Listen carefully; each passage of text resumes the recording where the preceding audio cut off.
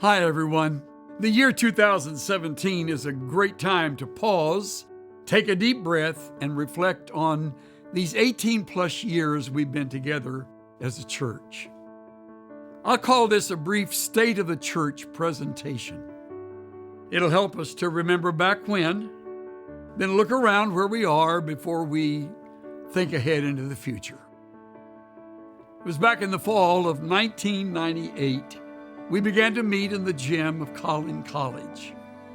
By the year 2001, we had purchased land and we had moved into our first building, where by that time we owed $14.5 million. In 2004, our ever-enlarging congregation left us with no other option but to build a larger place of worship. In spite of our efforts to restrain all extra costs, when we occupied the building, we had added by then $27.5 million to our debt, bringing it to a combined total debt of $42 million. Now the good news. Thanks to the generous stewardship of you, our congregation, every year since that time, since our beginning, our giving has always been greater than our expenditures.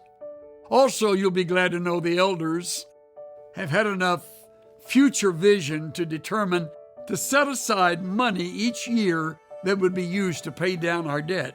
Ultimately, when it comes due, we'll have that money available.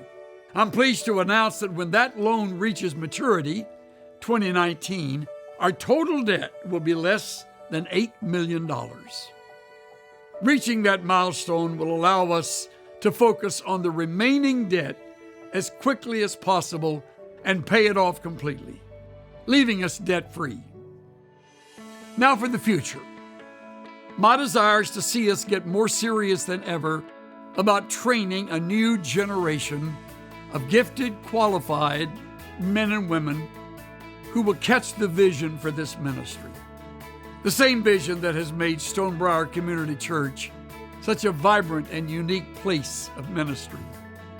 Frankly, it was that kind of pastoral mentoring that made such a difference in my own life as I was starting out. Such mentoring is essential if we hope to hand off the reins of leadership to those who will carry on in our place. We now plan to turn more of our attention toward mentoring younger men and women so that they take the baton and run the race to reach their generation and beyond it. Now, let me assure you, I do not plan to go anywhere. I'll be here through this process. But as we embark on this journey toward the future, we'll answer the question many have been asking. What's going to happen when our current ministry leaders are gone? We have a short-term and a long-term plan. Short-term, we are working on an interim plan that will immediately put into place an emergency need should that arise among any of our senior leaders' lives. As we look at our long-term need for leadership, we'll remain sensitive to the Lord's leading for every leader's replacement. That's where that mentoring comes in. So please hear me when I say this.